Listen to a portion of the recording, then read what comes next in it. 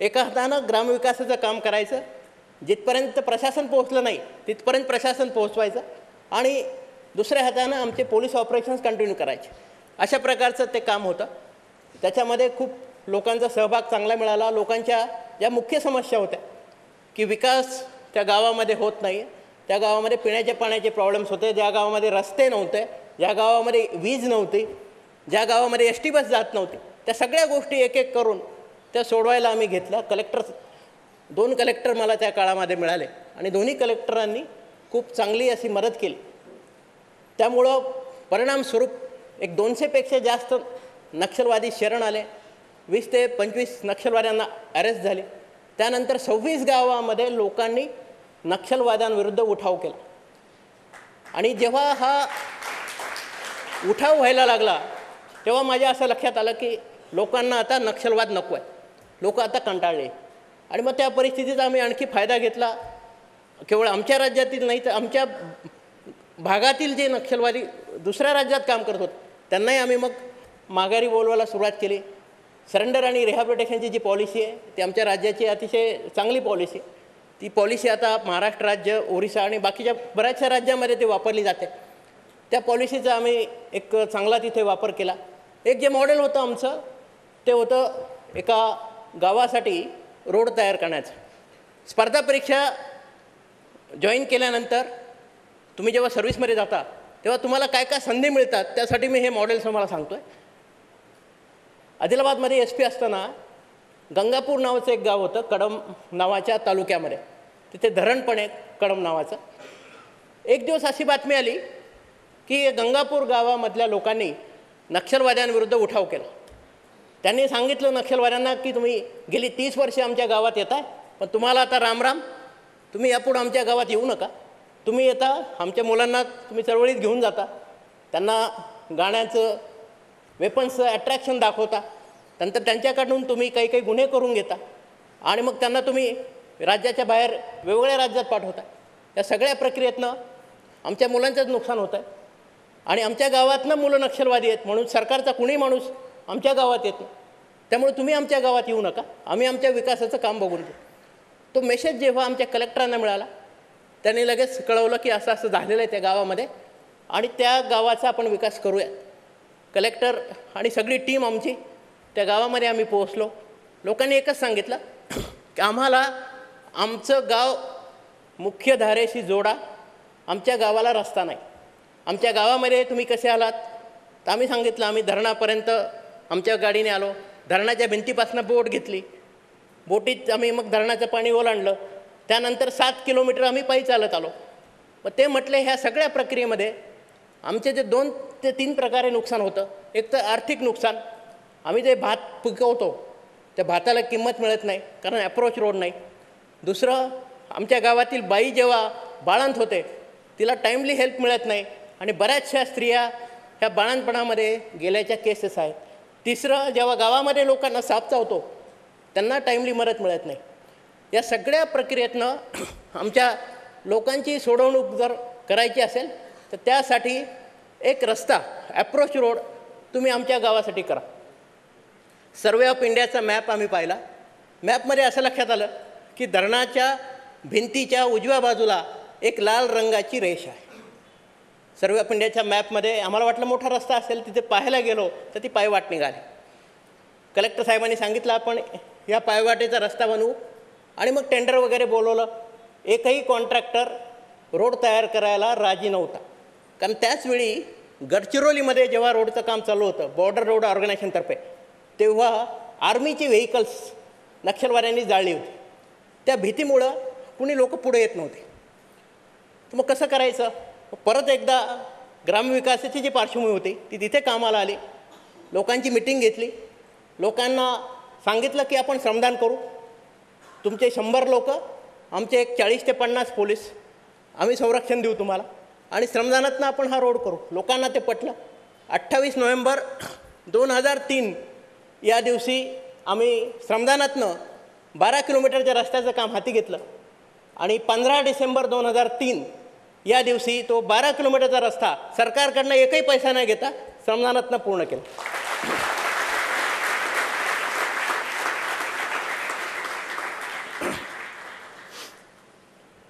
रस्ता पूर्ण झाला 14 जानेवारी 2004. परत नक्षलवादी गावात आले. दिसेल त्याला मारायला सुरुवात केली. त्याने तुम्ही रस्ता काय केला, पोलीसवाले आता गाड्या घेऊन येतील, तुमच्या मुलांना पकडून नेतील. बायका पुढं आल्या, त्या म्हटल्या पोलीसवाले काही करणार नाही, पोलीसवाले आमच्याबरोबर आहेत. त्यांच्याबरोबरच आम्ही रस्ता तयार केला आणि आमचा विकास कशात आहे हे आम्हाला चांगलं माहिती. बायकांनी एवढा मोठा विरोध केला की बायकांनी स्वतः नक्षलवाद्यांवरती अटॅक करायला सुरुवात केली. एकाची बंदूक हिसकावून घेतली. ते गावाचं ते स्वरूप बघून नक्षलवादी परत गेले आणि जी हिसकून घेतलेली बंदूक होती ते दुसऱ्या दिवशी 12 किलोमीटर लोक पायी चालत येऊन त्यांनी पोलीस स्टेशनला ते हँडओव्हर केले. ते लक्षात आल्यानंतर 18 जानेवारी 2004 या दिवशी त्या जिल्ह्याचे कलेक्टर, त्या जिल्ह्यामध्ये जे आदिवासी एकात्मिक विकास प्रकल्प होता त्याचे प्रोजेक्ट ऑफिसर, खासदार, आमदार ह्या सगळ्यांना घेऊन आम्ही एक एस टी महामंडळाची मोठी लाल रंगाची बस घेऊन त्या गावामध्ये जो आम्ही रस्ता तयार केला होता त्या रस्त्यावरनं काळजी घेत घेत त्या गावात पोहोचलो. आणि जेव्हा आम्ही गावात पोहोचलो तर तेव्हा असं लक्षात आलं आमच्या की त्या गावामध्ये फार मोठं उत्सवाचं असं वातावरण. आपल्याकडे गणपतीच्या वेळी किंवा इतर फेस्टिवलच्या दिवशी जसं वातावरण असतं तसं गावामध्ये लोक ढोल ताशा, त्यांच्या भाषेमध्ये गाणी गाणं, नाचणं ह्या सगळ्या गोष्टी चालू होत्या. आयुष्यामध्ये त्या लोकांनी पहिल्यांदा लाल बस बघितली होती जी आपल्या गावात आली.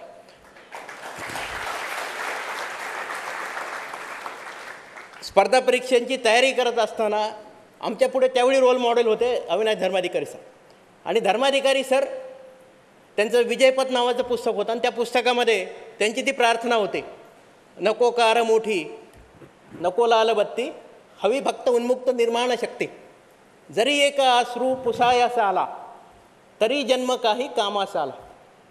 एखाद्याचा अश्रू पुसण्याची जी संधी आहे, मला वाटतं स्पर्धा परीक्षेतून तुम्ही जेव्हा क्लास 1 ऑफिसर किंवा कुठलाही ऑफिसर होता तेव्हा जी संधी मिळते तशी संधी दुसऱ्या सेवेतून मिळेलच अशी खात्री नाही. त्यामुळे स्पर्धा परीक्षेत कशासाठी द्यायची किंवा स्पर्धा परीक्षेतनं अधिकारी काय व्हायचं ही भूमिका तुम्ही पक्की करा. ही भूमिका तुम्ही तुमच्या मनाशी जेव्हा पक्की कराल त्यावेळी तुमच्या कोर व्हॅल्यू हे पक्क्या पाहिजेत. काय काय करायचं आहे आणि काय करायचं नाही. तुम्ही जेव्हा सिलेक्शन होईल तुमचं या 3 प्रक्रियांमधनं, पूर्वपरीक्षा, मुख्य परीक्षा आणि पर्सनॅलिटी टेस्ट, आणि कुठली सर्व्हिस मिळेल, पहिली 5 वर्ष सर्व्हिसमध्ये ही खूप महत्त्वाची असते.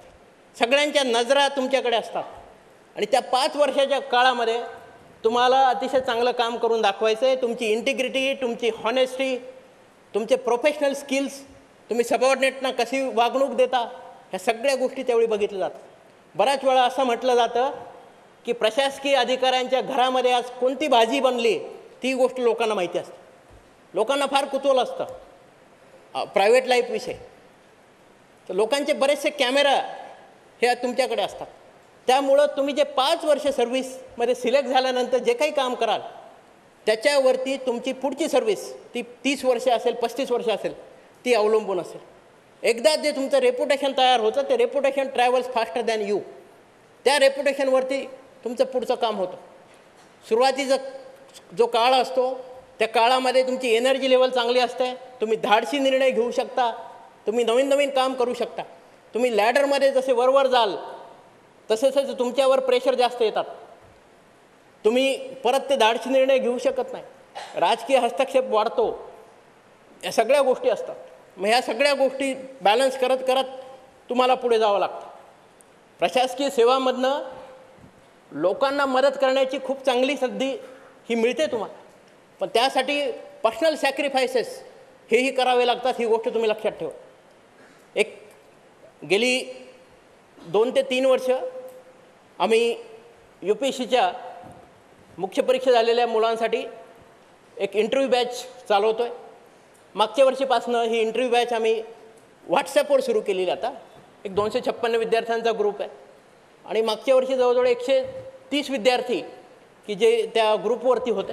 ह्या ग्रुपवरच्या मुलांचा फोनद्वारा, अदरवाईज गुगल हँगआउट आणि इतर सोशल मीडियाद्वारा मॉक इंटरव्ह्यू घेण्याची संधी मला मिळाली. माझ्या असं लक्षात आलं की तुमचं जे बॅकग्राऊंड आहे ते इंटरव्ह्यूच्या दिवशी हे रिफ्लेक्ट होतं. ते बॅकग्राऊंड आम्ही मॉक इंटरव्ह्यू घेऊन बदलू शकत नाही. एक विद्यार्थी होता, तो राजस्थानचा होता आणि इथे आपल्या मुंबईमध्ये तो IITत शिकत होता, मराठी मुलांबरोबर तयारी करत होता.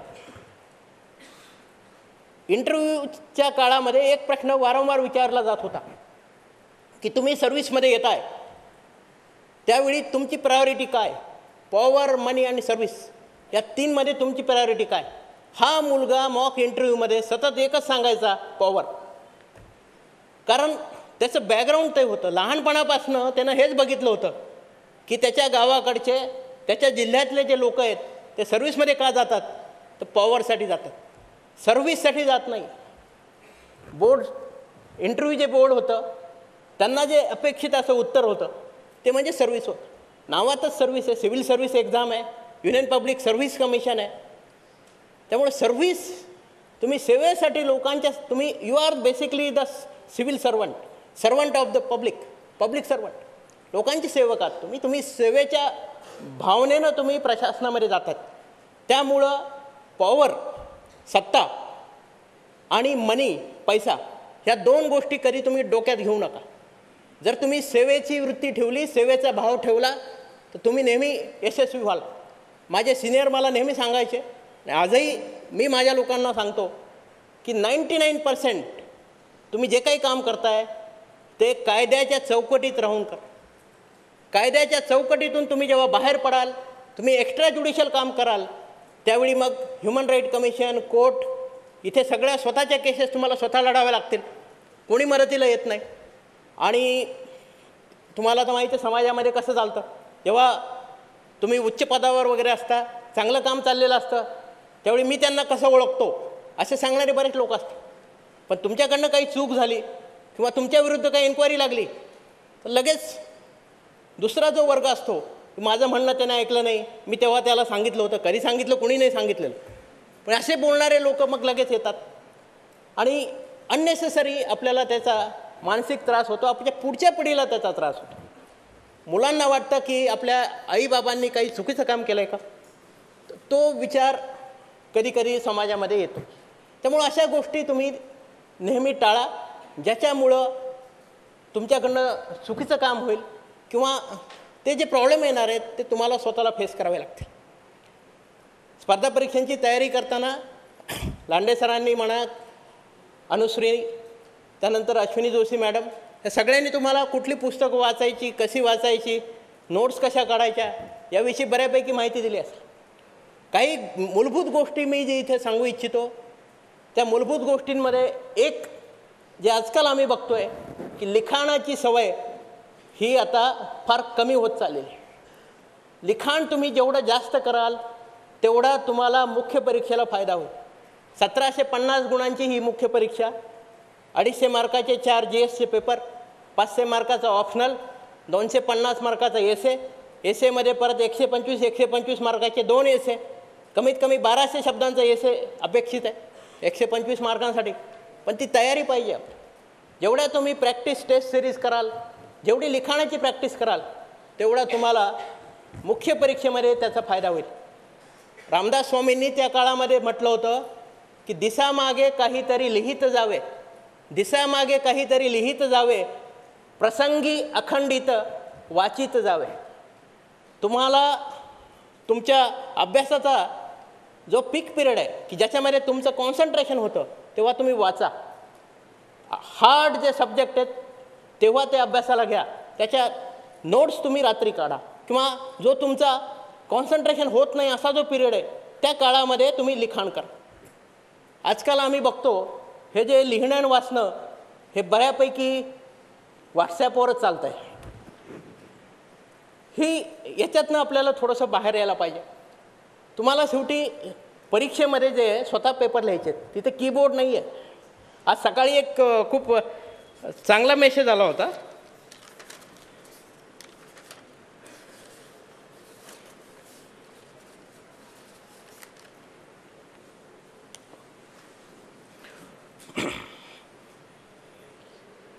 पूरा बचपन, मैसेज ऐसा होता, पूरा बचपन हैंडराइटिंग सुधरने में गुजर गया, पूरा बचपन हैंडराइटिंग सुधरने में गुजर गया, अब जिंदगी कीबोर्ड पे चल रही है.